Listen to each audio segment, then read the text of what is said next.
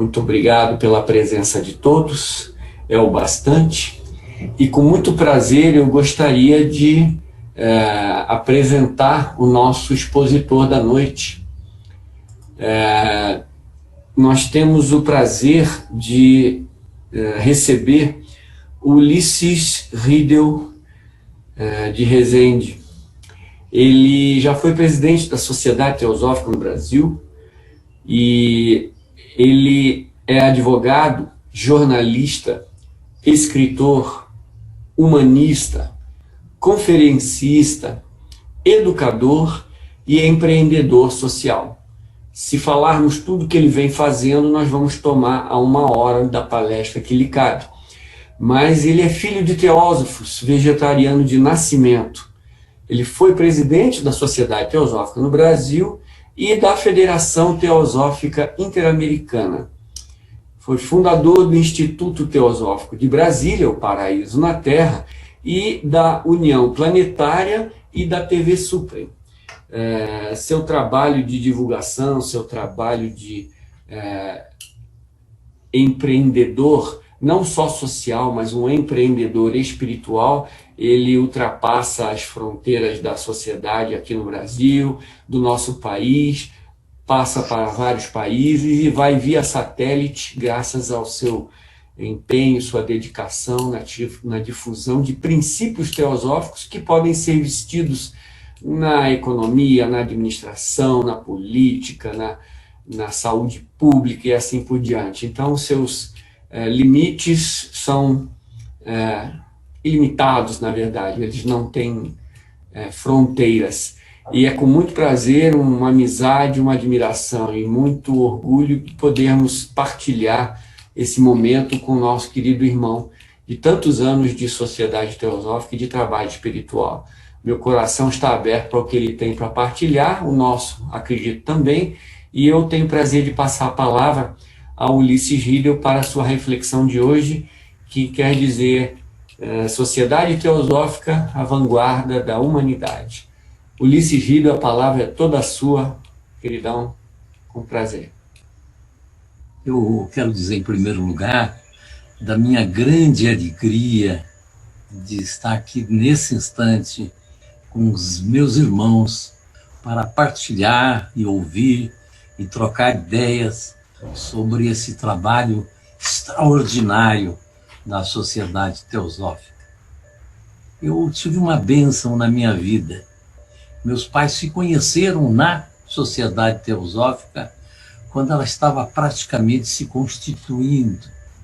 A Sociedade Teosófica, fundada no Brasil em 1919, os meus pais, em 1922, se conheceram nela. E se identificaram totalmente, por inteiro, com seus princípios, com seus ideais. E como decorrência disso, eles foram permanentes ativistas da Sociedade Teosófica. E de uma forma muito bonita, porque os meus pais, eles não só me ensinaram a ser vegetariano desde o nascimento, como eu e meus irmãos éramos levados para as reuniões teosóficas na loja Albor de Santos, desde a primeira infância.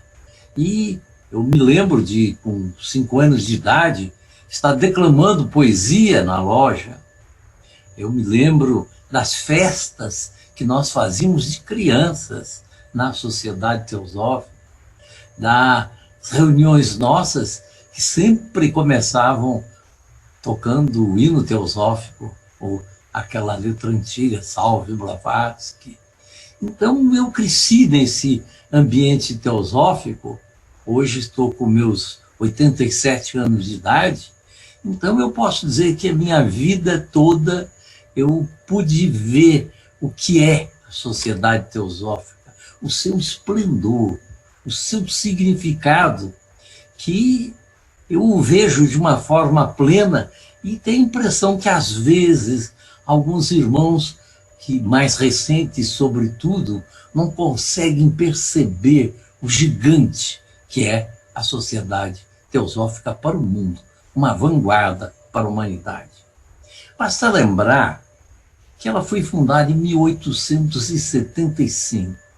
Em 1875, as condições do mundo eram as da maior beligerância, da maior falta de fraternidade, da maior falta de humanidade. No campo filosófico, espiritual, havia uma guerra forte entre os cientistas, que eram intitulados de livres pensadores, mas eram materialistas, e a igreja com seus dogmas. E é nesse campo que entra a sociedade teosófica para dizer: nós não precisamos ser materialistas para sermos livres pensadores, nós podemos ser livres pensadores. E o mais importante é a fraternidade universal, sem qualquer tipo de discriminação, sem qualquer tipo de discriminação, seja de raça, de credo, de cor, de gênero, de condição social, pleiteando que se reconhecesse uma fraternidade universal. Quando ela se apresentou ao mundo, isso era uma utopia para o mundo. O mundo, em 1875, aqui no Brasil, nós tínhamos escravidão legal, escravidão estabelecida na lei. E eu tinha o meu avô, pai de minha mãe, como um abolicionista, trabalhando pela abolição dos escravos nesse período. Quer dizer, nós vivíamos em plena escravidão e a sociedade teosófica estava dizendo da fraternidade, sem diferença de raça, sem diferença de cor, sem nenhum tipo de diferença. Olha, só 13 anos depois é que nós tivemos a abolição formal, mas certamente ainda perduram e perduraram muitos resquícios dessa escravidão. Em 1875, o mundo era cheio de colônias, muitas colônias. A Índia, aquele país extraordinário, com milhares de anos de existência, era colônia do Império Britânico. Era colônia. E foi preciso uma luta muito grande, aonde esteve presente a Sociedade Teosófica, o Annie Besant, que foi sua presidente mundial, e aonde esteve um teósofo, que talvez o maior teósofo da história da Sociedade Teosófica no campo social, chamado Gandhi, Mahatma Gandhi. Gandhi foi membro da Sociedade Teosófica em Londres e aprendeu com a Sociedade Teosófica que os valores que eram criticados pelo Ocidente em relação à cultura oriental, à religião oriental, eram um equívoco muito grande. E ele continuou a sua luta teosófica, uma luta de libertação da Índia teosófica, porque sem luta, sem guerra, sem armas, completamente desarmado. Mas isso levou quantos anos? A independência da Índia se deu em 1948, ou seja, ela se deu há quantos anos da formação da Sociedade Teosófica, de 48 mais 25, nós temos aí 73 anos depois daquilo que a Sociedade Teosófica vinha pregando. Então, nós vamos ver que todos os pontos, a Sociedade Teosófica era vanguarda. Ela proclamou a não discriminação de gênero, de mulher, de que a mulher teria as mesmas qualidades e condições do homem. Inclusive, teve Annie Besant, uma mulher, teve Blavatsky, uma mulher, como suas lideranças mais expressivas, numa época em que a mulher não era nada. Numa época em que aqui no Brasil uma mulher não podia entrar numa universidade, uma mulher não votava, uma mulher não tinha condições legais de igualdade ao homem, tinha uma inferioridade que só veio a ser reconhecida em 1962, essa igualdade. E, portanto, nós podemos dizer aí novamente que nós temos um período de 87 anos antes do Brasil proclamar essa condição da igualdade do homem e da mulher, a Sociedade Teosófica estava lá trabalhando nesse sentido. E a questão racial? A questão racial, a Sociedade Teosófica, quando veio e disse da fraternidade sem distinção de raça, sem distinção de credo, ela estava, obviamente, se colocando numa postura contrária da segregação racial, do racismo em si. Quando é que esse princípio passou a ser aceito pela humanidade de uma forma geral? Nos Estados Unidos, nós vamos verificar que em 1968, Martin Luther King foi assassinado defendendo a igualdade racial, ou seja, defendendo um princípio que a Sociedade Teosófica já defendia há 68 deste século, mais 25 do outro, dá 89 anos. 89 anos antes de Martin Luther King ser assassinado, estava lá a nossa Sociedade Teosófica trabalhando por isso. Então, nós vemos que a Sociedade Teosófica ela era uma utopia, fora de propósito, completamente insana para os valores da época, mas ela teve a ousadia de proferir isso. Hoje, quando nós vemos o Papa Francisco, numa evolução extraordinária dentro da religião católica, editar uma encíclica chamada Fratelli Tutti, somos todos irmãos, somos todos irmãos. E nessa encíclica ele diz independentemente de religiões. Ora, a Sociedade Teosófica proclamou isso 145 anos atrás. 145 anos atrás, a Sociedade Teosófica vinha trabalhando e divulgando a ideia dessa igualdade. Alguém poderá dizer, não, a sociedade é muito pequena, ela não fez isso, mas é um engano dessa percepção. Foi a Sociedade Teosófica que trouxe o conhecimento do Oriente para o Ocidente. Hoje, quando se fala em meditação, em yoga, em aura, em kundalini, em karma, em dharma, todas essas expressões que já passaram a estar no conhecimento comum, foi a Sociedade Teosófica que trouxe esses conhecimentos para o Ocidente. E ela, como é que fez isso? Com que força ela fez isso? As suas lojas. Porque a transformação se faz no plano da noosfera.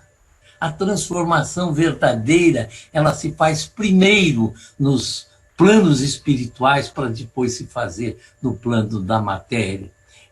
Através do pensamento, das pequenas lojas teosóficas espalhadas pelo mundo todo, mas com uma elite de pensadores dentro da fraternidade humana, é que movimentaram a noosfera e fizeram com que esses princípios passassem a ser aceitos.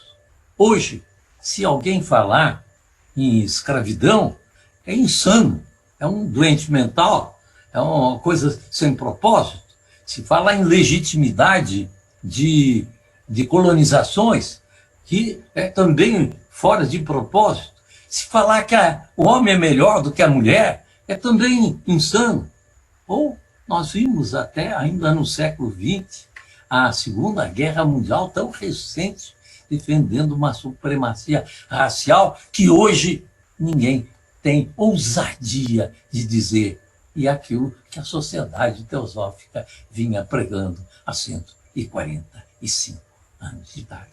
Hoje, nós vemos o crescimento significativo do veganismo e do vegetarianismo, pois a Sociedade Teosófica há 145 anos tem pregado isso. Blavatsky, na Chave da Teosofia, ela destaca a importância do vegetarianismo. Os primeiros trabalhos feitos de conteúdo esotérico dentro da sociedade teosófica, e desde então sempre defenderam. Hoje nós vemos que no Brasil consta que temos 14% da população vegetariana ou vegana. E vocês verão, vocês terão oportunidade, nós teremos a oportunidade, daqui mais 1, 2, 3 décadas, de ver esse terrível mal que são os frigoríficos, a matança dos animais, dos seres humanos se alimentarem com sangue dos nossos irmãos animais, estarem fechando, porque a humanidade segue nesse processo evolutivo e que a sociedade teosófica tem tudo a ver com isso. Tem tudo a ver com isso. Se nós percebermos bem, nós temos que ficar assim, exultantes de ver que a luz, ela penetra e que as trevas não têm poder contra a luz. As trevas são sempre colocadas num segundo plano. Aí então, nós vemos que algumas pessoas podem parar e pensar, então, a sociedade teosófica já fez tudo e não tem mais nada para fazer, já alcançou o seu trabalho, ela não é mais vanguarda. Vamos verificar bem isso. Primeiro, a sociedade teosófica, ela é de uma pureza tal que ela se constitui como uma sociedade de livres pensadores. Dentro da sociedade teosófica, ninguém está obrigado a acreditar em coisa nenhuma. Cada um acredita no que quiser. Ela não é uma sociedade de crentes. Ela não é uma sociedade que tenha propriamente uma doutrina. Ela tem princípios e tem indicações a respeito da visão do eterno, da visão da sabedoria eterna que existe no mundo e que ninguém é dono dela. Então, uma sociedade que vem e diz, vamos fazer a fraternidade universal sem qualquer discriminação, vamos estudar as religiões, cada um acredita no que quiser e que nós temos o papel dentro da fraternidade de um trabalho concreto, efetivo, de socorrer a humanidade, porque fraternidade não é meramente filosofia, é comportamento, é solidariedade, é atuação, é uma atuação concreta. Então a gente vê que é uma sociedade extraordinária, primorosa. É a sociedade, eu posso dizer, perfeita, porque não exige nada de mim, eu acredito no que quiser, mas me indica a fraternidade universal, me indica que ninguém é melhor do que ninguém, me indica que não existem donos da verdade, que nem os teósofos são donos da verdade, e me indica que eu devo trabalhar pelo autoaprimoramento para que eu possa melhor servir. E que esse autoaprimoramento, ele se faz sobretudo com o autoesquecimento. Ao invés de estar voltado para dentro de mim mesmo, está voltado para atender a sociedade, para atender a coletividade. Então, nós vemos que a sociedade teosófica tem estruturalmente uma base muito sólida.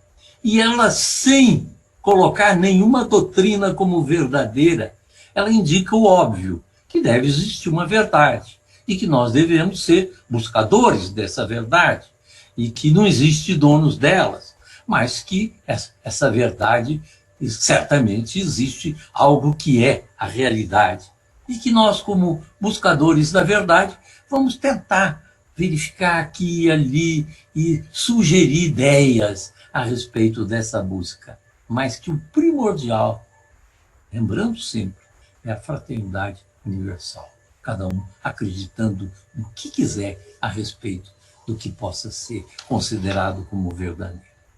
E aí nós vemos mais uma vez o trabalho da sociedade teosófica indicando que existe uma unidade da vida, que todos nós pertencemos a uma mesma manifestação, que não existe isso de que o outro está separado de nós, O outro não existe separadamente.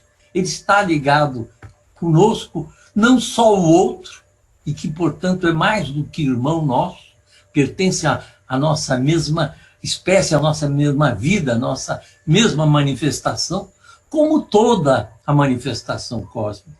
Os animais, as plantas, as pedras, tudo pertence a essa manifestação cósmica que vive pela presença de um fio invisível que liga todas as pessoas e todas as coisas que nós podemos chamar de a presença. A presença, a presença do divino. Nós vivemos no sagrado. Nós vivemos no sagrado. E numa vida de extrema beleza. Quando nós vemos o cantar dos pássaros, a movimentação das borboletas, as migrações dos animais, nós vemos que beleza existe em toda a natureza, como ela se organiza e se faz com tamanho esplendor, que nós, na verdade, vivemos em Deus. Nós vivemos em Deus. Nós não precisamos morrer para ir para o paraíso, nós já vivemos no paraíso. A nossa manifestação, onde vivemos, nós fazemos parte de uma manifestação de sabedoria, de integração, de participação, onde todos nós, toda a vida é maravilhosa. Se pararmos para olhar um pouquinho, aí nós ficamos sempre abismados. Eu, ultimamente, parei para observar um ninho de pássaro que se fez aqui na porta da minha casa. E pude observar como voos, não sei quantos, centenas, milhares, trazendo gravetos para fazer a sua casinha. Depois, chocando os ovinhos, fui ver nos livros que fica 18 dias chocando os ovinhos. Depois, nascem os passarinhos com aquela boca imensa aberta e eles vão buscar comidinha. É uma coisa de uma beleza majestosa. Mas eu estou olhando um ninho entre trilhões de ninhos que existem no mundo. Isso se reproduz em todas as esferas da vida.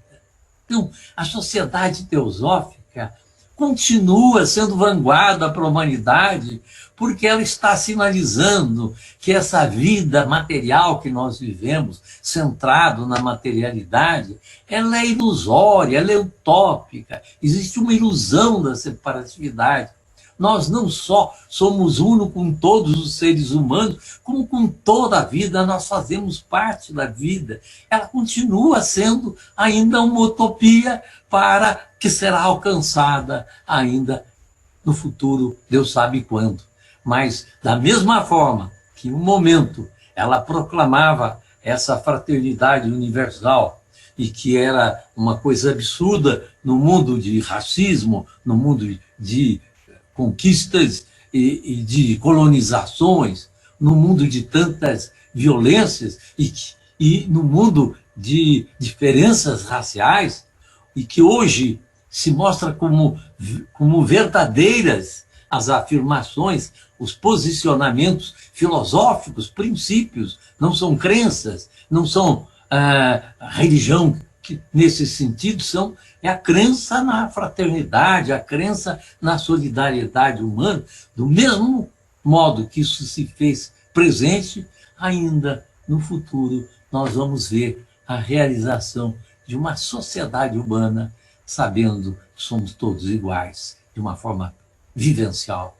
Um mundo em que não vamos precisar de polícia, nem de advogados, e nem de juízes, porque a solidariedade humana, a fraternidade humana estará em primeiro lugar. Então, nós vemos esse trabalho que a sociedade teosófica faz. É importante dizer que ela não é única, não. Nós sabemos que existem muitas instituições nesse mundo trabalhando pelo bem, mas ela tem um papel significativo. Ela, há 145 anos, vem pregando esses princípios. Ela não vem pregando uma religião, vem pregando princípios. E então nós vemos que, sem desvalorizar nenhuma das religiões e visões de mundo que aí estão, que ela é vanguarda da humanidade. Ela foi e continua sendo vanguarda da humanidade pelos princípios que ela apresenta para a sociedade humana. Há um ponto importante de nós vermos que a sociedade teosófica, ela atua fundamentalmente no plano das ideias, não como uma doutrina, mas com princípios, com uma pedagogia de virtudes, com a divulgação e a valorização das virtudes, com o despertar das virtudes que existem no ser humano e que ela atua para que essas virtudes se tornem expressas no mundo da matéria. O trabalho dela é fundamentalmente um trabalho espiritual. A mudança do mundo não se faz com economias políticas, economias ou regras administrativas, que têm sua importância. A política, a administração, a economia têm importância, mas não é por aí que se faz a transformação. A transformação vem através da transformação de valores, através da afirmação desses valores. E, então, dentro disso, nós vemos que a sociedade teosófica tem atuado de uma forma profunda na mudança dos valores, pela mudança da mentalidade, mas que ela também tem uma preocupação material com as necessidades humanas. Daí o trabalho da ordem teosófica de serviço, um trabalho que sempre se fez com alguma dificuldade, porque o trabalho é imenso e não é a forma da transformação, mas é o socorro necessário que deve se fazer. E nesse ponto, eu lembro de Blavatsky. Blavatsky, ela, na Voz do Silêncio, ela nos dá estou vendo aqui o texto que ela apresenta, e ela diz o seguinte: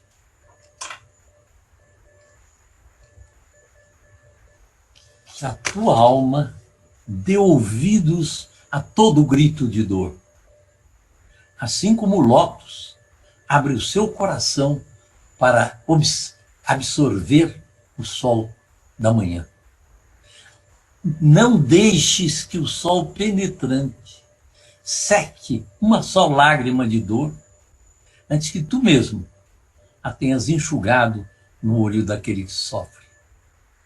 Mas deixes que cada lágrima humana fervente caia no teu coração e ali permaneça, e não a seques, até que a causa da dor tenha sido removida. Então nós vemos que o trabalho nosso teosófico, ele é um trabalho que é de elevação espiritual. Mas essa elevação espiritual não está afastada da atuação no plano da matéria. Por isso que a Libeza trabalhou pela independência da Índia, por isso que Blavatsky esteve junto com Garibaldi na independência da Itália. É por isso que Mahatma Gandhi, um membro da Sociedade Teosófica de Londres, esteve trabalhando ativamente pela independência da Índia. E ele é o grande ícone da transformação de uma libertação sem precisar de um único soldado. Sem precisar de um único soldado, ele fez o trabalho dessa transformação. Por quê? Porque ele fez isso teosoficamente. O que é fazer teosoficamente? Fazer dentro dos princípios teosóficos. Ele não fez incitando que possa haver um enfrentamento, que possa haver uma luta, que possa haver discórdia.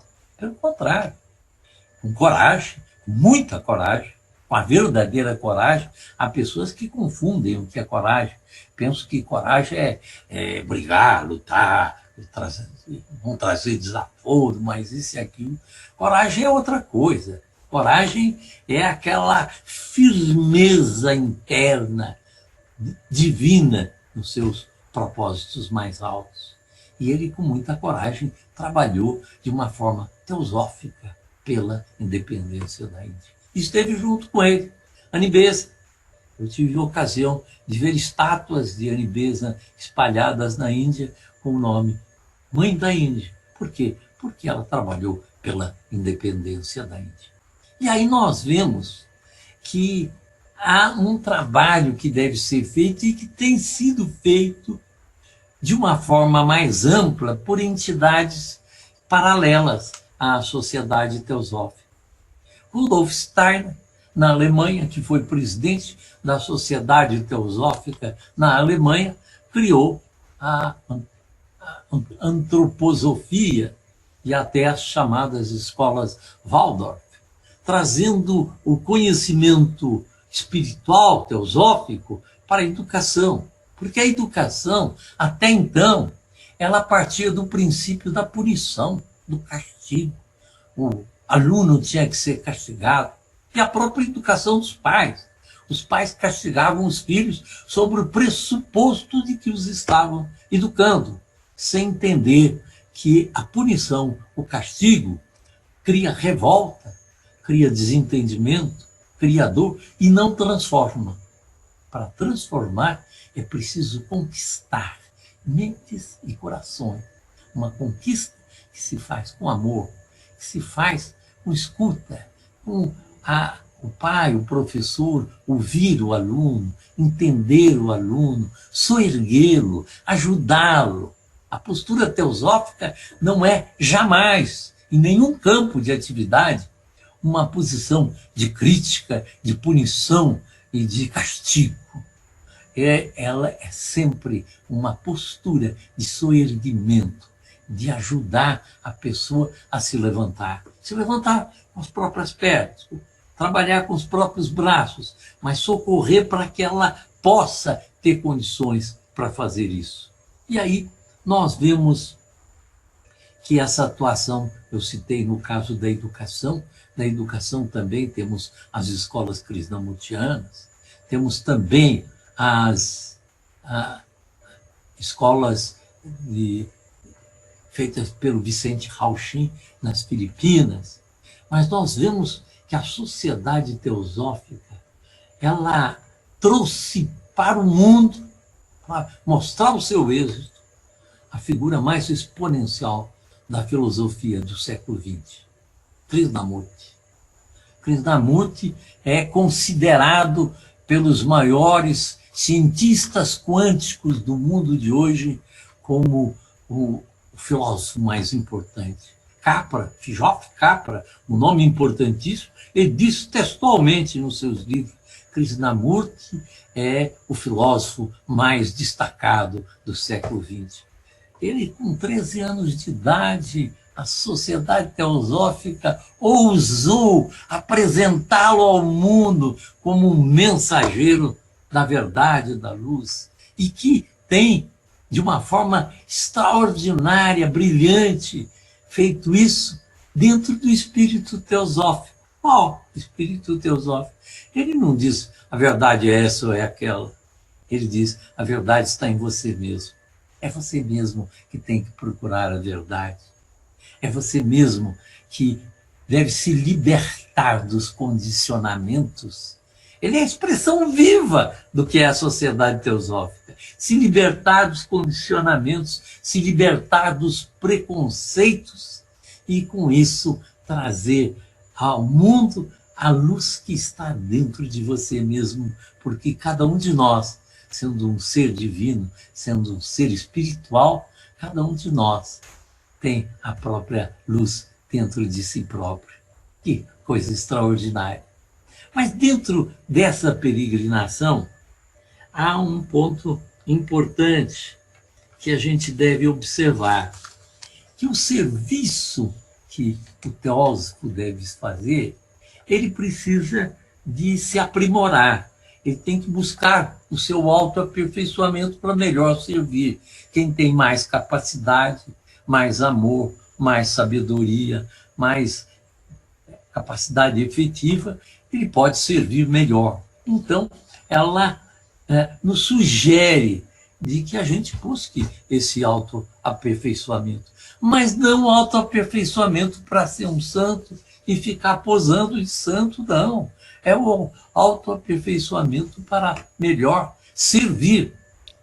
E aí, então, o indicativo é de que essa visão da unidade da vida, essa visão da fraternidade universal, do amor universal, deve se fazer no ser humano, no seu aspecto mental, através da total ausência de discriminação, através do seu corpo emocional, pelo amor universal, e através do seu corpo físico, pelo serviço aos outros, está a serviço do mundo.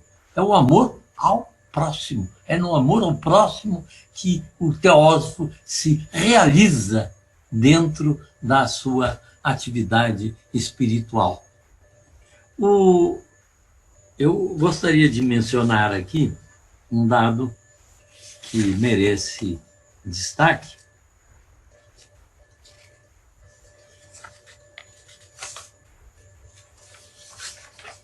de que o Mahashohan, em sua carta única, ele fez algumas afirmações, da onde eu vou ler as seguintes. O verdadeiro teosofista é aquele que se dedica na busca de melhores meios para levar ao próximo o caminho correto. Levar o próximo ao caminho correto. Que a justiça tem sido desconsiderada e a honra e a piedade atiradas ao vento. Aí então vem a frase que eu acho a mais forte. Que atuamos como se nada tivéssemos a ver com as classes mais sofredoras, não sendo motivo para as nossas preocupações, dizendo que achamos que elas devem se arranjar como puderem. Vou ler de novo. A frase específica do Mahashohan, na sua carta única. Atuamos como nada tivéssemos a ver com as classes mais sofredoras, não sendo motivo das nossas preocupações.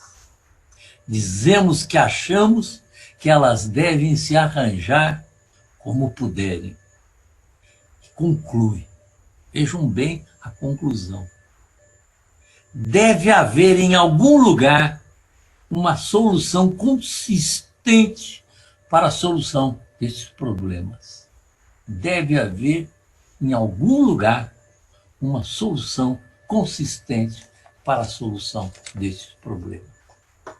E aí então que eu quero dizer que vários trabalhos têm sido feitos por teósofos, seja como escolas, seja no campo da saúde, também especialmente a partir do Rudolf Steiner, seja com centros de estudos.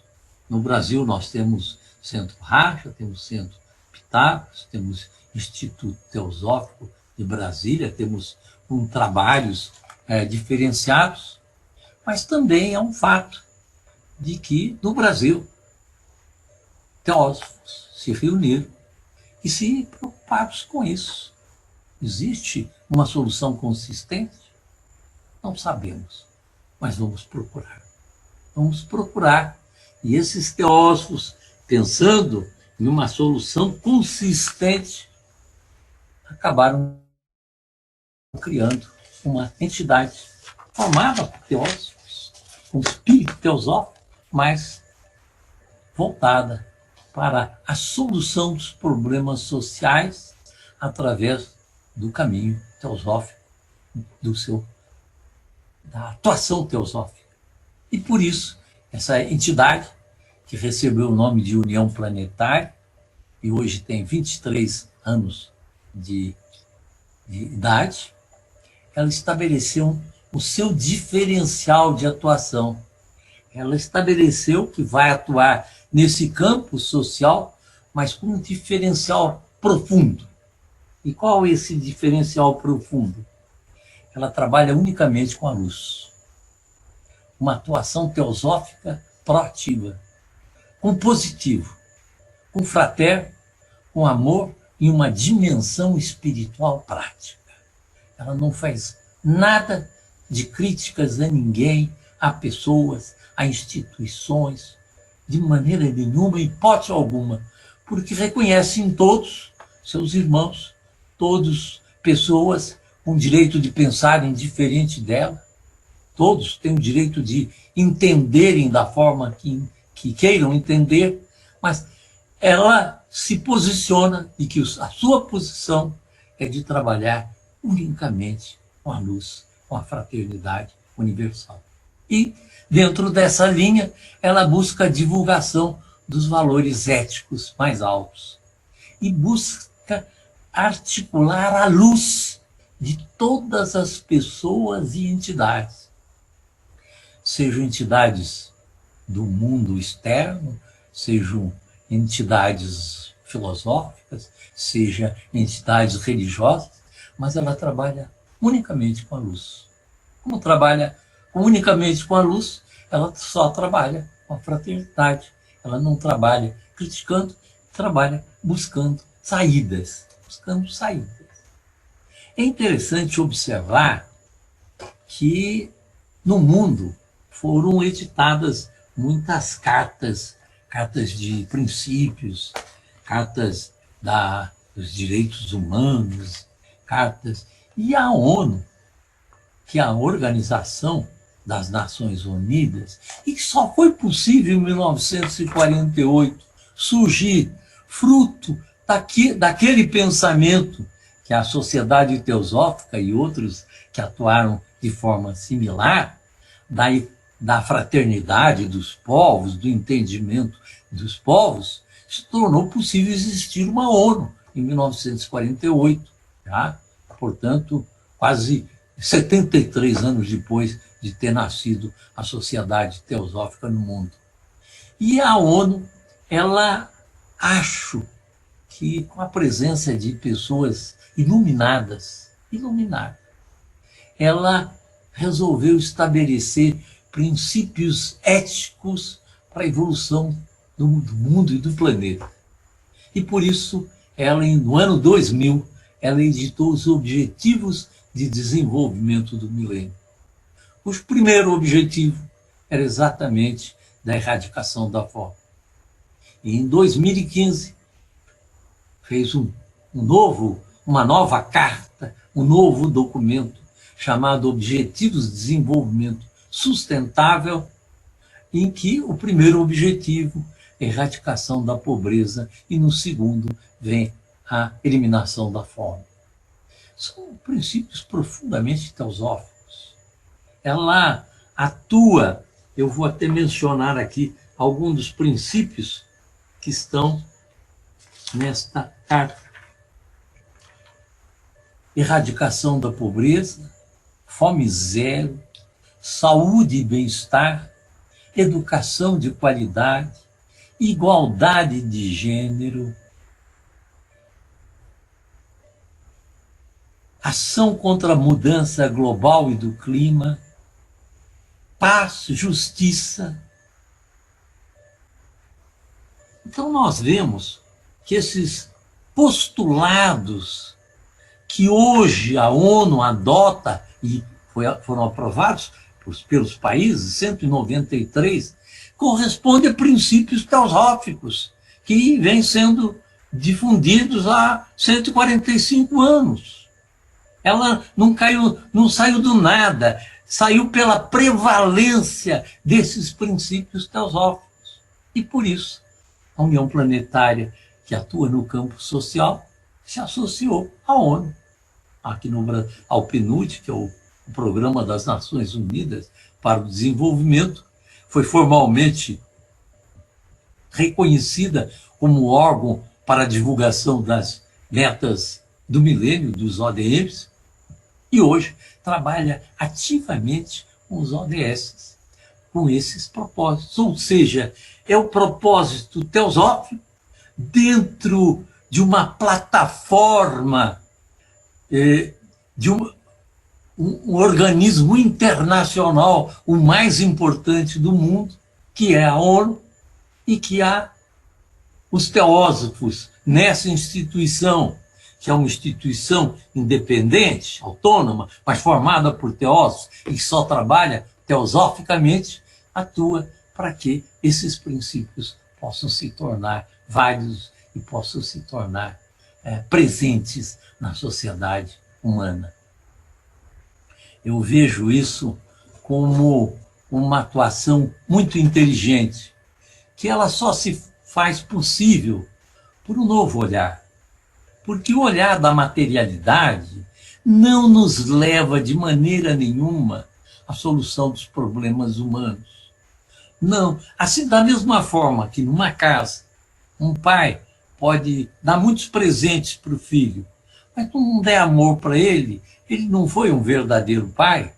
Da mesma forma que isso é uma verdade, também na sociedade humana, para que nós possamos ter regras de economia, de relacionamentos humanos, de democracia corretas, nós precisamos do olhar espiritual. Só o olhar espiritual, e que parte espiritual não é de uma religião, mas da espiritualidade do amor que está em todas as religiões, que está em todas as pessoas, é que isso pode se fazer possível. E então é nesse sentido que a União Planetária vem trabalhando. Eu acho importante perceber que ela, embora seja um órgão autônomo, independente, ela é um órgão que faz parte da utopia que a sociedade teosófica apresenta para o mundo. Utopia que será uma realidade, sem dúvida nenhuma, em algum dia do futuro. Há um ponto interessante para ressaltar, que o grupo, ao perceber que o problema da humanidade tem sido as discriminações, discriminação de raça, discriminação de religião, de discriminação de condições sociais, todas essas discriminações que têm sido o horror da humanidade, que há uma que a gente não tem tocado muito, mas também é uma discriminação. É a questão linguística. Da mesma forma que nós não devemos aceitar como normal que haja uma discriminação linguística, é importante que a gente possa trabalhar não só por uma fraternidade universal, por uma ONU, pela fraternidade e por uma união planetária de uma forma mais ampla, que também a questão linguística é muito importante. Será que é conveniente para o futuro da humanidade que os alemães deixem de falar alemão, os franceses deixem de falar francês, os russos deixem de falar o russo, os chineses deixem de falar o chinês, para ter uma língua de outro povo? Ou será que eles deveria construir cientificamente uma língua fácil, técnica, e que isso tem sido tentado e com bastante êxito, uma língua no mundo que é chamada Esperanto. E por isso, essa entidade que eu estou me referindo, a União Planetária, ela tem apoiado o Esperanto. E aqui na Sociedade Teosófica nós temos um irmão expressivo, aqui em Brasília, Herbert, que tem mostrado a importância desse trabalho. Mas um ponto importante também que nós devemos pensar, apesar de todo esse êxito que nós alcançamos com o trabalho da Sociedade Teosófica, ainda há alguns pontos que a gente precisa trabalhar bastante. E um deles é a questão ainda presente da possibilidade de guerras no mundo. Creio que nós, teósofos, não podemos e nem devemos ser indiferentes a essa possibilidade, e que precisamos nos estruturar com os nossos valores éticos e princípios, pelo processo da mudança, pela elevação ética da mentalidade, para transformar isso no mundo. No dia em que a humanidade despertar, e nós temos obrigação de trabalhar nesse sentido, despertar para a percepção clara que não tem sentido essa disputa de países, um país disputando com outro, disputa econômica, guerras comerciais, disputas materiais, disputas bélicas.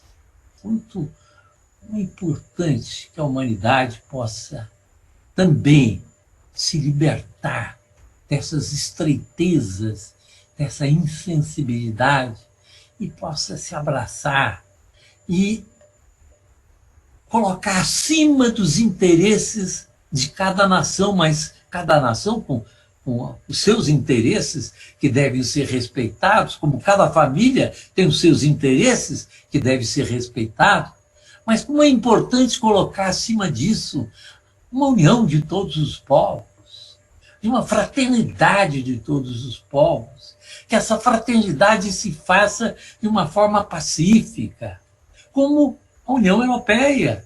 A União Europeia é hoje uma fraternidade de diversos países, só que essa mentalidade, esse posicionamento precisa ser universal. É preciso que todos os povos estejam de braços dados, teosoficamente de braços dados, amorosamente de braços dados, se apoiando mutuamente. Que um povo que tenha hoje condições mais fortes possa socorrer ao outro que tem uma posição hoje mais débil.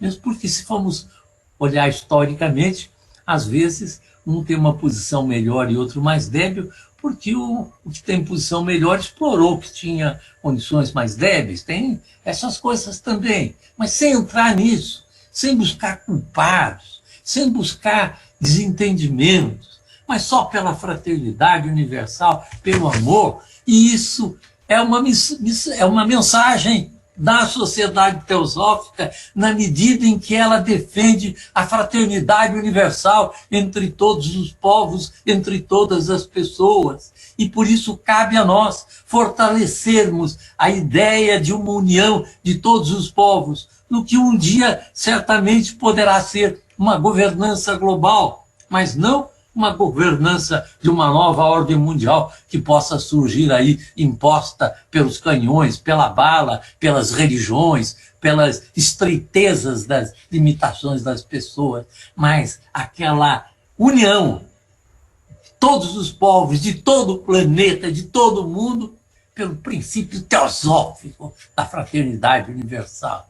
E eu creio firmemente que a sociedade teosófica, que tem sido a utopia e o sonho que tem vencido na humanidade, que tem transformado a humanidade, ela continuará e continua sendo a vanguarda da humanidade, porque a vanguarda da humanidade é a possibilidade de estar além do hoje, estar no amanhã, no sonho do amanhã, no desejo do amanhã, no trabalhar mentalmente, sobretudo por isso, e no limite das nossas capacidades, das nossas possibilidades materialmente, para que nós possamos viver um mundo de paz, de amor e de fraternidade. Só existe sofrimento no mundo, só, seja de qualquer natureza, seja de guerras, seja de violência urbana, de violência caseira, de feminicídios, de estupros, de latrocínios, por uma única razão. Porque tudo isso, e até a matança de animais para a gente se alimentar dele, toda essa maldade só existe porque ainda não foi projetada totalmente a luz espiritual que a sociedade teosófica nos passa. Que a luz espiritual do amor universal, não teórico, não é um amor lá teórico, não, da vivência prática, de cada dia, de cada instante de nossas vidas. Claro que todos nós somos imperfeitos, todos. Nenhum de nós, eu e nenhum de vocês, somos perfeitos, mas isso não é muito importante, não. Claro que tem importância, mas não é o principal. O principal é a disposição de fazer o melhor. E o fazer o melhor teosoficamente. E o que é fazer melhor teosoficamente? Sem discriminações, é fazer com entusiasmo, por amor, por coração, por entrega ao divino, por entrega da nossa energia a esse maravilha que é a manifestação cósmica, que é o mundo que vivemos. E por isso eu vejo que, sem menosprezo a nenhuma entidade, porque há muitas entidades preciosas nesse mundo, mas a Sociedade Teosófica, inegavelmente, é e será uma vanguarda da humanidade. Ela se foi e continua sendo uma vanguarda para o mundo novo, um mundo de paz, de amor, de fraternidade, de solidariedade. E é importantíssimo que nós, teósofos, possamos perceber isso. Porque às vezes podemos achar, não, tem tão pouca gente na loja, podemos achar tolamente de não perceber o gigante que é o trabalho e poder sentir o amor que ela merece de nós. E eu me sinto abençoado de ter nascido filho de teósofos, de ter vivido na sociedade teosófica e ter percebido a sua glória, o seu esplendor, a sua importância e a sua luz para toda a humanidade. É isso.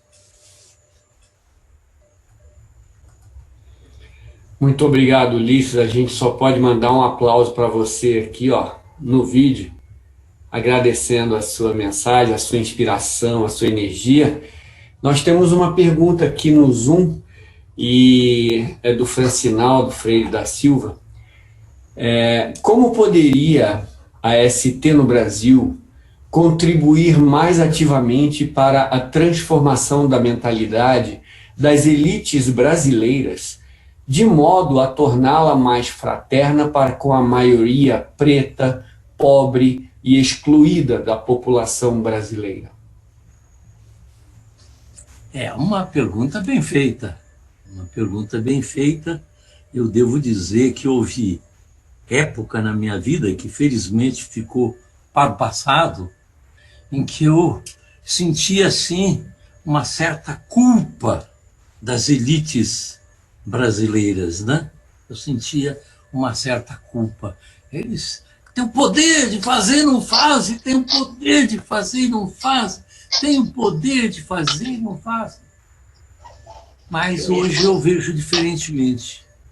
Eu acho que eles também são vítimas da sociedade. Também são vítimas da sociedade.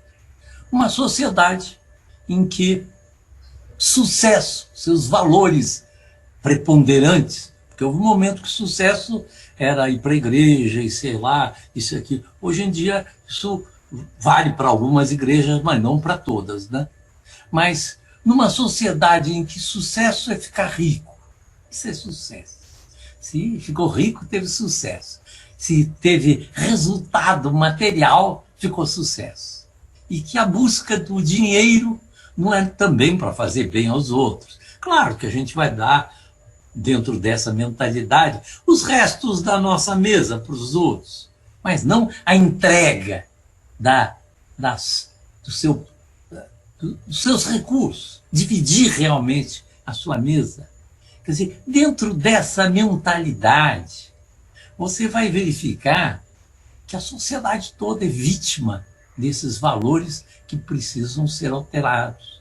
E nós não vamos conseguir alterar dizendo ao rico, deixe de ser ganancioso, tenha sensibilidade. Não é por aí. Esse não é o caminho. Esse não é o caminho. O caminho é a elevação da mentalidade. Nós não temos o poder de mudar o outro. Nós não temos o poder de mudar o outro. Nós temos o poder de nos transformar. E ser exemplo. E divulgar as boas ideias. Seria mais ou menos o seguinte, vou tentar usar um outro exemplo.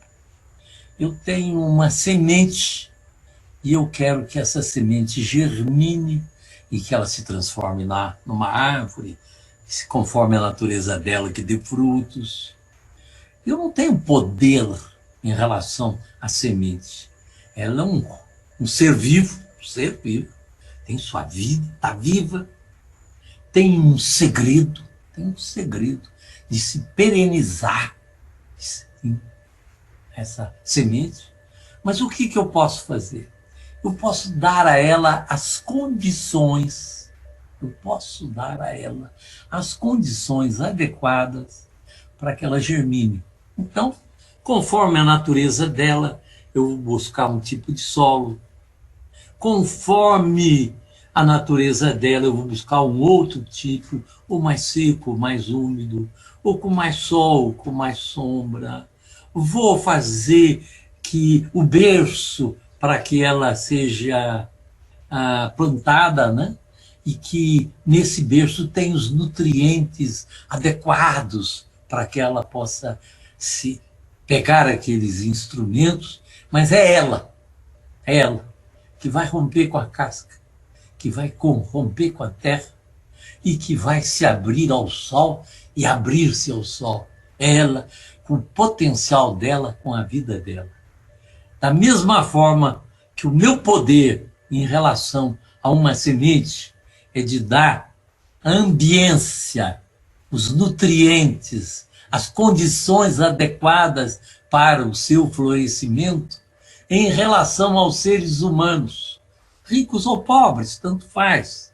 Eu me lembro muitas vezes em assembleias sindicais dizer aos meus clientes ali, se vocês ficassem ricos, vocês iriam mudar o comportamento ou iam continuar sendo solidários como são solidários aqui? Porque há uma tendência de que, pelos valores presentes na sociedade de hoje, e que é uma evolução, porque os valores de 100 anos atrás eram terrivelmente piores do que os de hoje. Nós temos que agradecer pela evolução não só da técnica, mas a evolução dos costumes. Tá? 100 anos atrás não teria tantas mulheres, aliás, não teria nenhuma, mesmo que a técnica tivesse chegado à possibilidade disso, porque havia uma discriminação com as mulheres. Alguns não poderiam estar presentes, talvez porque são um pouco mais de outra raça ou coisa parecida. Quer dizer, há uma evolução na sociedade.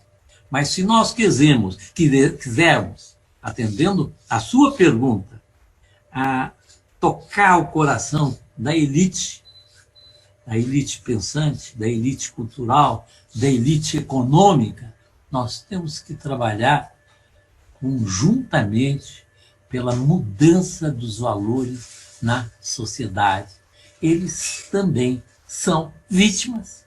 Então, eles são algozes em relação à sociedade, mas são vítimas de uma sociedade que valoriza ainda a violência, valoriza o castigo, valoriza a punição, valoriza a riqueza material, valoriza como sucesso não precisar trabalhar, valoriza viver num mundo de ociosidade, de conforto e de prazeres.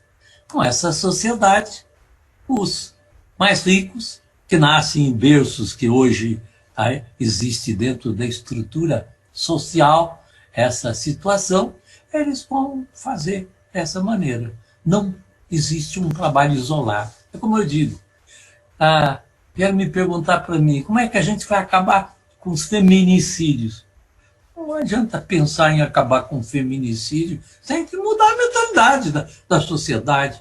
Numa sociedade com uma mentalidade machista, com uma mentalidade individualista, com uma mentalidade egoísta, com uma mentalidade insensível, com uma mentalidade que o outro é o outro, que eu tenho que lutar com o outro, que eu tenho que competir. essa sociedade competitiva, ela faz tudo errado. Então, a resposta à sua pergunta, que é muito boa, e eu agradeço a pergunta, é muito importante que a gente possa trabalhar, e a forma mais segura, mais forte, é pelo nosso próprio exemplo, apesar de sermos imperfeitos. Apesar disso, ainda temos, mas isso, somos imperfeitos, mas temos que nos buscar expressar uma espiritualidade em todos os nossos atos, em todos os momentos. Não é nos momentos que eu rezo, que eu acordo de manhã, rezo, faço uma prece, medito, penso nos mestres e saio para a rua. Aí chega na rua, eu levo uma canelada e eu já me destempero, porque isso não. Então, nós mesmos temos que nos aprimorar para que a gente possa ser um exemplo para a sociedade. Sobretudo, acho que difundir esse valor ético da unidade da vida, da irmandade humana, de que o rico, que ele está explorando o pobre, ele está sendo injusto, está fazendo mal à sociedade, está fazendo mal a si próprio. E que o pobre, que também acredita que é o rico que vai mudar o mundo, ou que é com castigo, que é com punição, que é com cadeia, que é com prisão, etc. Não é por aí.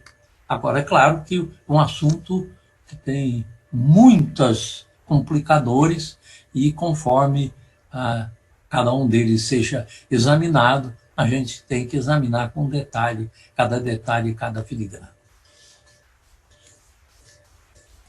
Obrigado, Ulisses. Nós temos outra pergunta, outra colocação. Ela vem aqui no Zoom do Ricardo Lindemann. Caro Ulisses, podes comentar a frase de Besant: os ideais inspiram mais do que os mandamentos?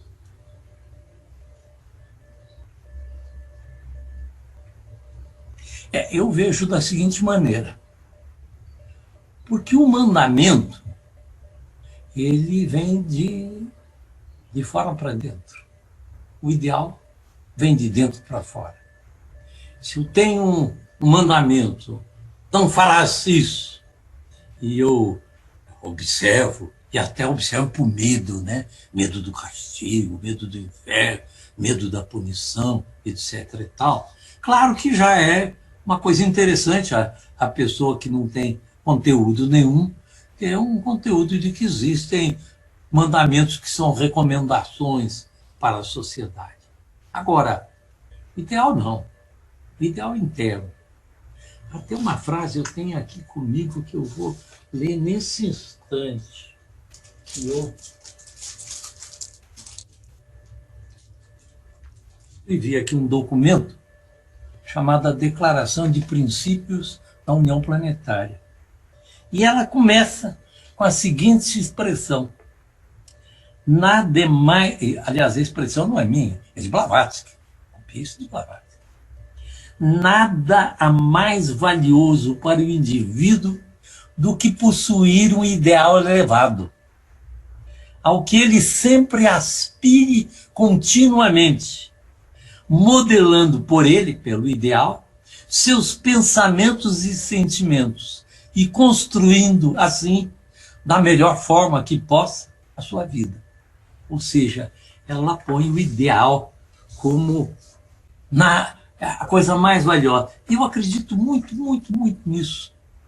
Porque a vida nossa, ela tem uma diferença gigantesca em você ter um ideal no seu coração. E se esse ideal é o ideal positivo, que você pode ter ideal de construir uma rinha de galos, pode ter, que nem merece o nome de ideal. Aí nem merece o nome ideal. Merece de ideias. O ideal, ele tem que ser, para ser um ideal, realmente, ele tem que ser um ideal positivo, né? Um ideal do bem, né? E aí eu acho que a pessoa, qualquer um de nós, e todo mundo aí fora, que tem o seu coração cheio de um ideal de amor, a primeira coisa, ela é a pessoa mais feliz do mundo. Porque ela está com aquele esplendor no seu coração. Estando com aquele esplendor no seu coração, ela é aquele esplendor. Ela é aquele esplendor. Eu tenho dito que é um equívoco se dar amor. A gente tem que ser amor. É muito diferente dar amor. Eu dou amor para você, Serginho, porque eu te amo, etc e tal, para não sei mais quem.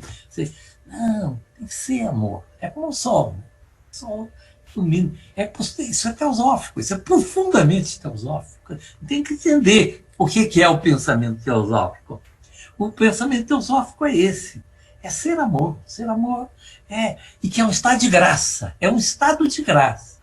Porque você não tem mágoa de ninguém, não tem tristeza com ninguém. Quando você vê uma pessoa dizendo aquilo que lhe parece, pelos valores teosóficos, um equívoco, você não julga. Diz, não, pode ser que ele esteja certo, não eu, mas me parece que ele está equivocado. E eu gostaria que ele pudesse perceber isso numa dimensão mais ampla, não na dimensão do antagonismo, não na dimensão do confronto, não na dimensão da raiva, mas na dimensão da fraternidade, da solidariedade, da irmandade, do pertencimento. Então, essa postura de ter o coração limpo. Eu acordo sempre de manhã e fiz uma espécie de mantrazinho para mim mesmo. A primeira coisa que eu digo: limpa meu coração e meus lábios. Isso eu peguei um pouco, né, Ricardo, lá do nosso credo da Igreja Católica Liberal, né?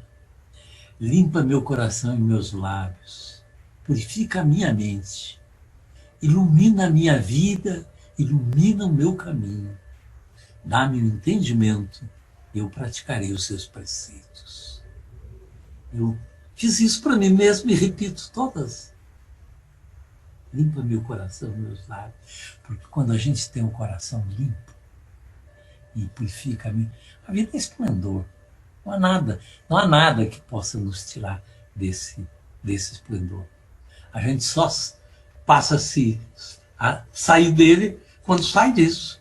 Então é só não sair disso e a vida se torna esplendorosa.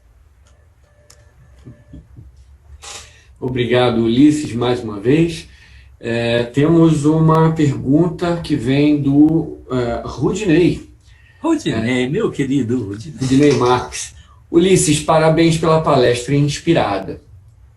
Como falaste, a ST foi vanguardista em muitos avanços sociais. Não está na hora de termos a primeira mulher na presidência da ST no Brasil? E aí, Ricardo Lindemann lembra que tivemos Sinira Riedel de Figueiredo, e foi desde 1964 até 1967. Quem sabe a segunda mulher presidente? Eu acho que, como a sociedade teosófica não distingue sexo, não distingue gênero, de uma certa forma, tanto faz ser homem como ser mulher, né? Mesmo porque um homem ele pode ser muito mais sensível ao sentimento de amor, de fraternidade que as mulheres têm, do que uma mulher que pode ser mais generala e menos sensível isso, sem nenhum desmérito para aquelas que tenham essa postura, porque tudo tem seu lugar. A vida, ela tem o comandante, tem o professor, tem o filósofo, tem o artista, tem o cientista, tem o devoto, tem o organizador, são raios diferentes, nos ensinam alguns ensinamentos, né? E tem lugar para tudo. Eu acho que pode ser, mas não vejo como uma necessidade, não vejo como uma necessidade. Eu acho a nossa sociedade teosófica no Brasil tão composta por pessoas tão iluminadas, de uma forma geral, todos, as nossas lideranças. É uma sociedade que não tem disputas. Não tem disputas. Não tem disputas. Eu tenho observado isso de uma forma. Há um amor intenso entre os seus membros. Um amor intenso. E a gente tem que ver quem é mais mais conveniente. Eu, por exemplo, hoje acho que o Serginho está uma maravilha como presidente, com o seu lado masculino e feminino. Acho perfeito o Serginho. Acho que ele tem sido um exemplo de um brilhante presidente da Sociedade Teosófica, o que não impede. Então, me parece que não é uma coisa que se faça importante, mas sem nenhuma restrição que seja uma mulher também. E deixa eu falar de Sinira Rida. Eu digo que eu sou abençoado, né? Eu nasci filho de pais teósofos, criado como teósofo, e tendo tios maravilhosos. Sinira Riedel era irmã de minha mãe, Olga Riedel, e seu marido, Joaquim Gervásio de Figueiredo, duas luzes assim gigantescas do trabalho teosófico, e que sempre moramos perto.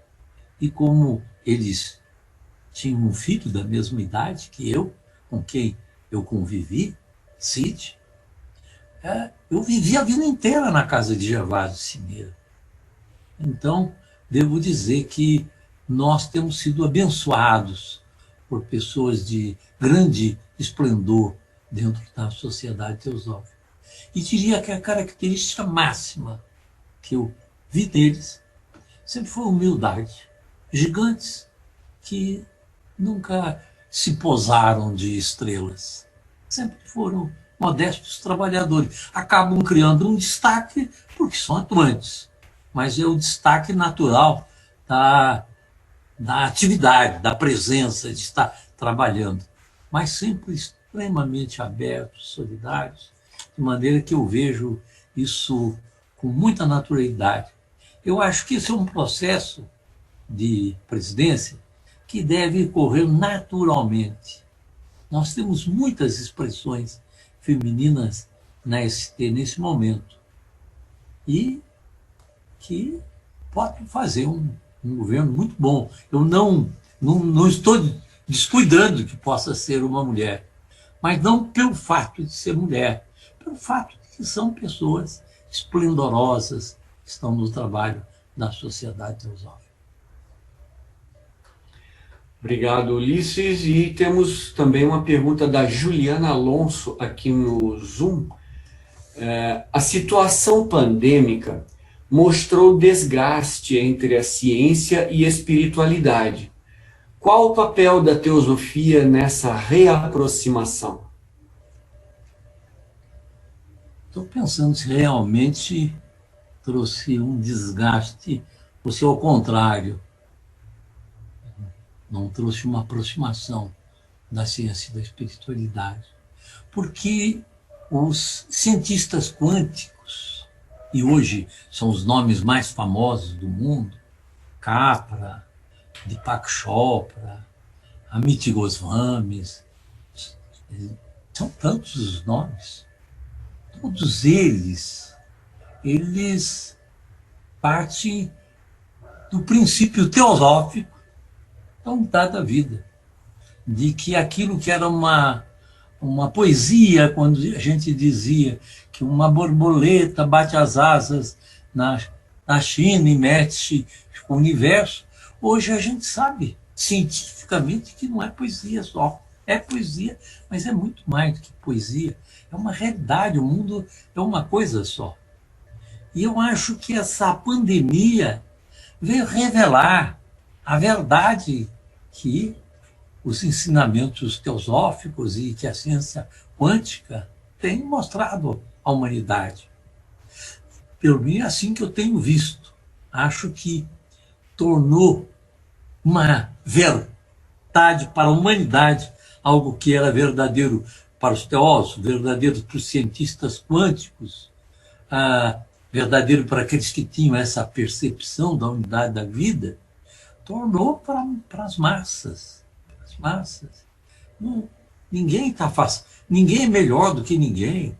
A pandemia tanto alcança o rei como o plebeu, tanto alcança ao rico como ao pobre. Claro que, por outras razões, o rico tem um melhor atendimento que o pobre, e etc. e tal, mas a pandemia não.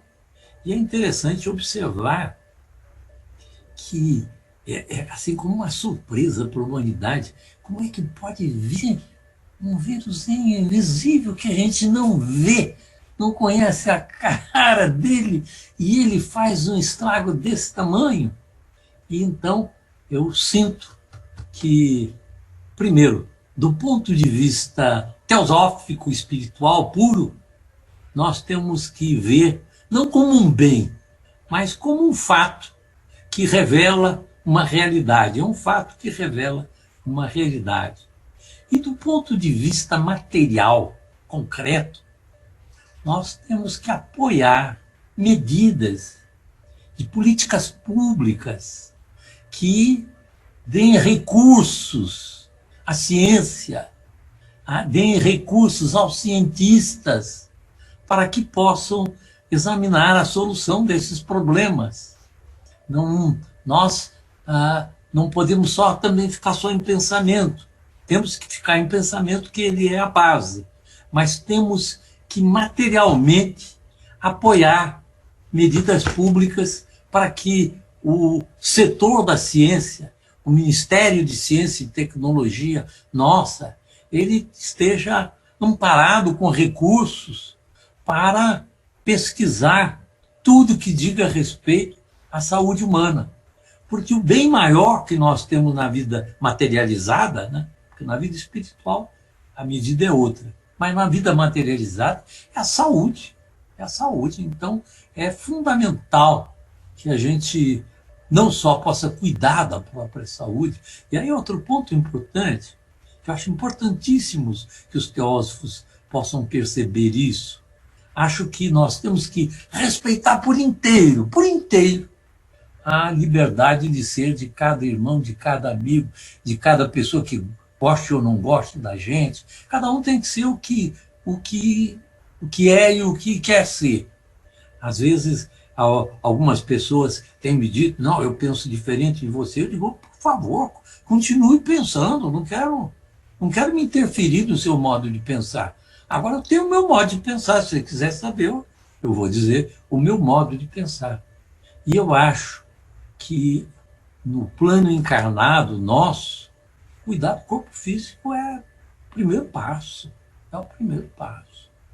Eu tenho o privilégio, né, como eu disse, de nascer vegetariano e hoje ser vegano, e de nunca ter bebido na minha vida, nunca fumei na minha vida, e, embora tenha em alguns períodos não comido tão bem, porque comia pão branco, arroz branco e coisas assim que não são tão saudáveis, mas hoje, com os meus 87 anos, eu estou voltado para frente, não estou olhando para trás, não.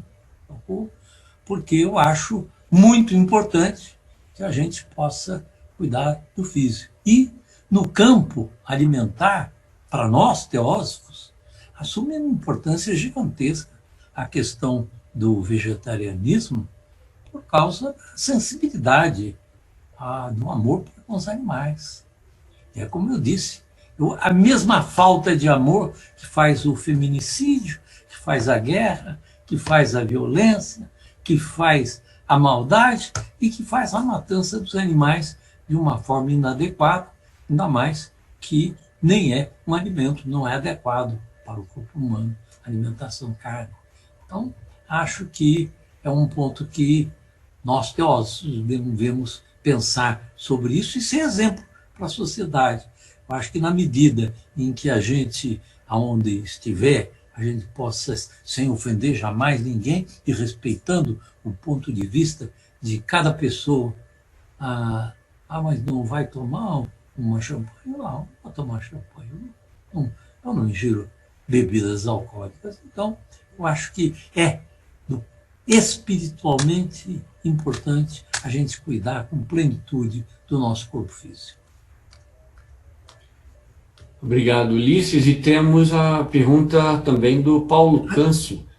Deixa eu dizer uma palavrinha ao Rudinei. Rudinei, cadê? Você está aí? Rudinei. Rudinei é uma pessoa maravilhosa, sabe? É uma pessoa extraordinária.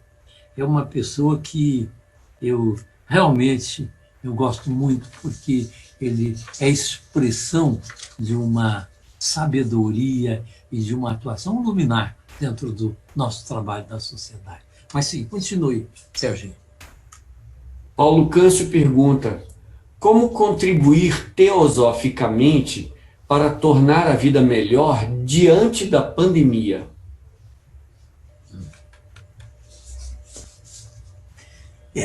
Não é uma pergunta muito fácil de responder, porque nós não conhecemos bem essa questão, pelo mínimo com a profundidade total, essa questão das vacinas, né? Dentro da Sociedade Teosófica aqui em Brasília, nós temos uma família que nunca se vacinou para coisa nenhuma, e são biólogos, estão dentro da área, e eu não sei se eles é que estão certo, eu que estou errado, então, e a gente tem que respeitar, acima de tudo. Então, feito esse preâmbulo de que a gente não conhece bem, não sabe bem das coisas, eu acredito que o que a gente pode fazer, principalmente, é o seguinte: nunca espalhar notícias verdadeiras ou falsas sobre sobre deixar as pessoas assustadas com a pandemia ou coisa parecida. Acho que as notícias que nós devemos dar é que, prudentemente, devemos ser cautelosos, devemos lavar as mãos, devemos usar máscaras, devemos não abraçar os amigos, prudentemente, embora talvez não seja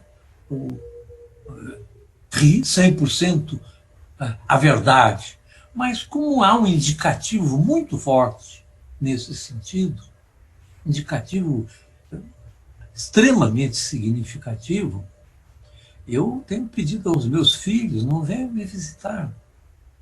E um ou outro que vieram, eu os recebo a 2 metros de distância. Uma questão de cautela. Uma questão de cautela. Né? É o que eu vejo. Eu acho que teosoficamente, respondendo a sua pergunta, eu acho que tem que ser cauteloso. Acho que até uma experiência de a gente amar uma pessoa profundamente e não precisar, por causa disso, abraçá-la, beijá-la, nem nada disso. Então, eu acho que a recomendação que eu faria teosófica é essa. E quanto à vacina, eu também, apesar das dúvidas, eu não sei se realmente é o melhor caminho, mas eu acho que está me parecendo que o mais correto é a gente se vacinar. Me parece que isso é o mais correto. Eu ainda não me vacinei, tenho prioridade absoluta pela minha idade, mas pretendo me vacinar, não porque é isso ou aquilo, não. Com bom senso, cautela, ver se acho que será uma proteção para mim e uma proteção para minha família. Então, sem fazer disso um problema, um alarde, ser cuidadoso, ser atencioso, buscar evitar condições que possa eventualmente levar alguém a uma contaminação ou receber de outra pessoa. Me parece, viu, Paulo, que essa seria a melhor conduta teosófica, mas sem que isso signifique que eu vá dizer: não, você que está falando diferente, está errado, porque o certo... Não, é uma questão espiritual, teosófica, de respeito a quem pensa diferente, mas fazer o que acha que é o certo. E eu, no meu caso, sinto que o certo é cuidado, e o certo também é se vacinar. Perfeito.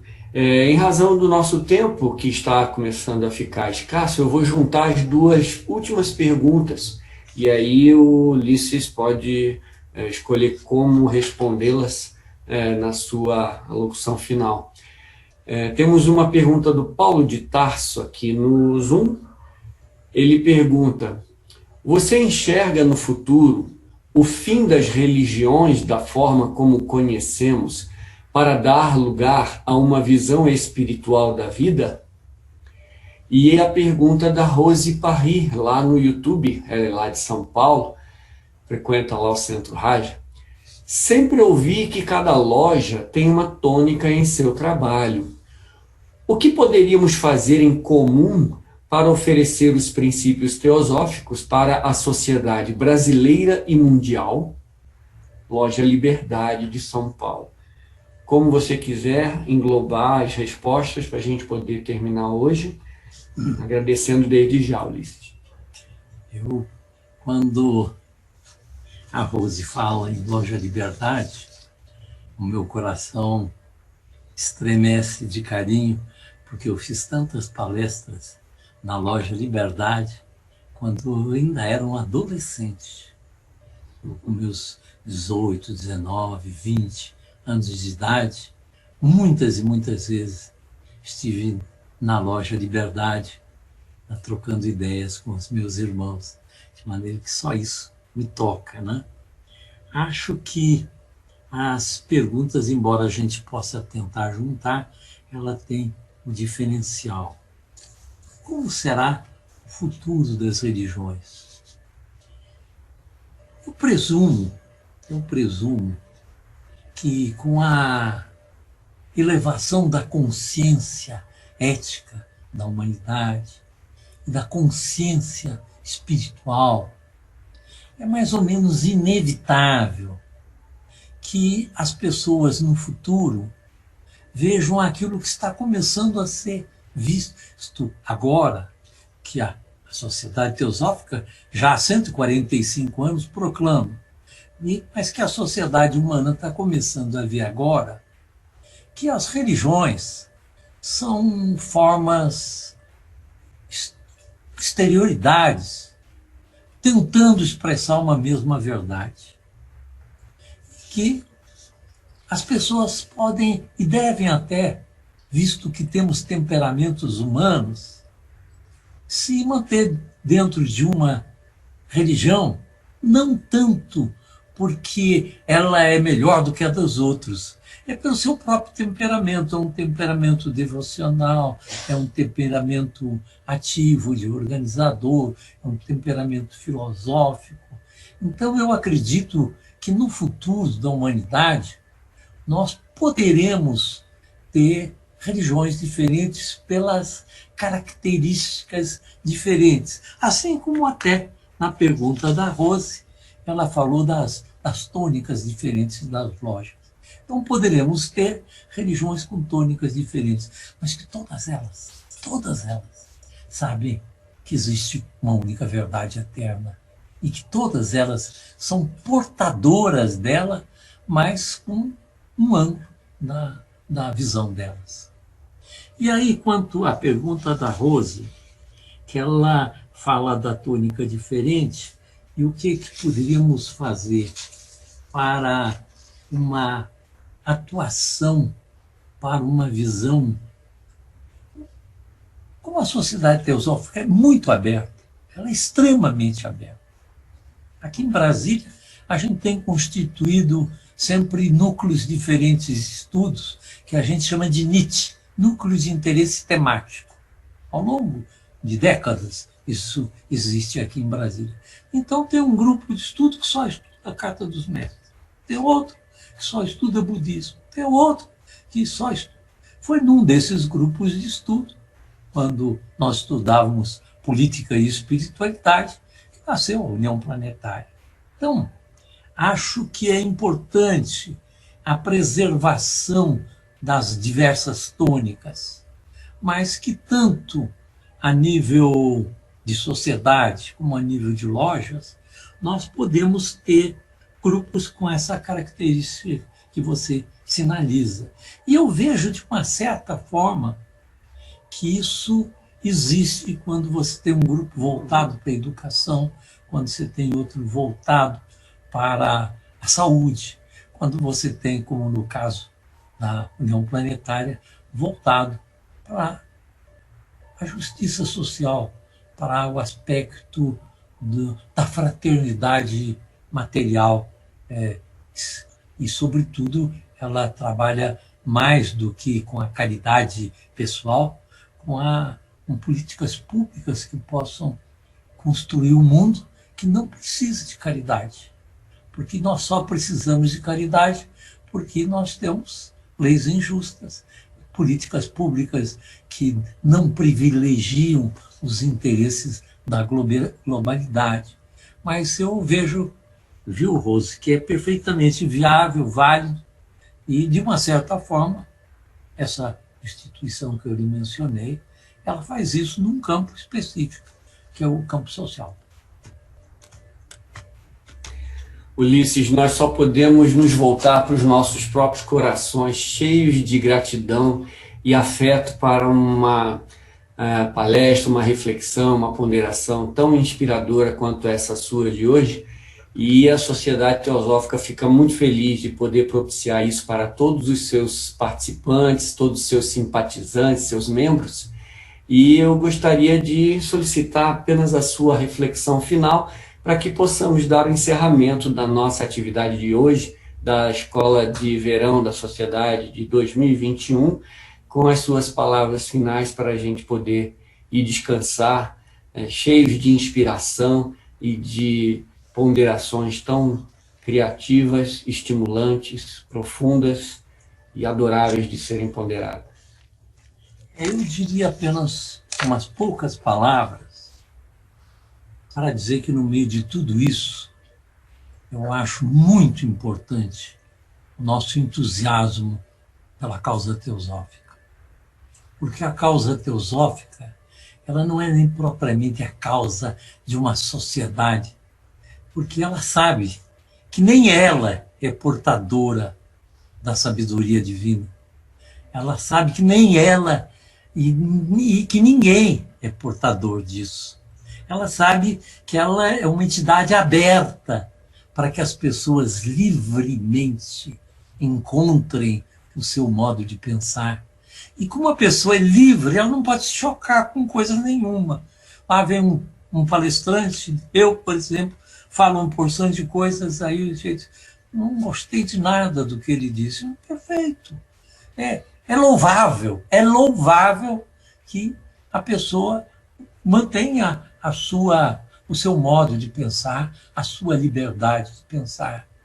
Como também é louvável que não critique, não fale mal, não pense mal, que respeite o modo do outro pensar, para que seja respeitado também o seu próprio modo de pensar. E assim, então eu vejo como a Sociedade Teosófica uma coisa mais extraordinária que eu conheço no mundo. Eu não conheço nada mais espetacular do que uma entidade espiritual, podemos dizer até religiosa. É religiosa, mas religiosa livre, cada um acredita no que quiser. Ela apenas nos dá as oportunidades para isso, com o reconhecimento da fraternidade universal e de que nós temos o poder de fazer esse mundo melhor. De maneira que acho que o que eu gostaria de deixar no coração dos meus irmãos nessa minha fala é de que amem a Sociedade Teosófica. Ela merece o seu respeito, o seu amor, o seu carinho e o seu trabalho, porque ela está centrada no que há de essencial para o mundo, que é a liberdade ampla, a liberdade espiritual, mas uma busca sincera e honesta para uma participação efetiva nessa grandiosidade que é essa sociedade humana. E que nós devemos não só fazer um trabalho apenas, não devemos, a palavra devemos é um pouco forte, mas de preferência, não devemos apenas pensar, mas devemos ser atuantes na sociedade. Nós temos que fazer diferente a sociedade com a nossa atuação. Quer dizer, não é fazer diferente, também as palavras são pobres. É que a nossa atuação seja aquele nutriente benéfico para que as sementes do bem possam germinar. E devemos ser jardineiros, semeadores de amor, de sementes de amor. Obrigado, Ulisses. Eu vou encerrar por aqui, deixando as palavras finais brotarem no coração de cada um por essa sua jardinagem tão rica e tão inspiradora. A sociedade agradece a presença de todos, a participação intensa, as perguntas e principalmente a contribuição do nosso querido irmão Ulisses para a beleza e a profundidade dessa nossa escola de verão. Muito obrigado. Amanhã, às 19h30, voltaremos com mais uma palestra do Marco Aurélio Bilibio e agradecemos profundamente a participação aqui do Ulisses Rílio. Muito obrigado, Ulisses. Muito obrigado a todos. Obrigado a todos, hein? Obrigado a todos. Uma boa noite. Obrigada, Ulisses. Boa noite. Boa noite, obrigado mais uma vez. Obrigado a todos. Boa noite a todos. Saúde e paz para todos. Boa noite, gratidão. Boa noite, gratidão. Gratidão. Gratidão. Boa noite a todos. Muita gratidão. Paz, Ulisses. Boa noite. Paz profunda. Namastê, amores. Obrigado, gente boa. Boa noite a todos. Beijo no coração de todo mundo. Obrigada. Obrigado.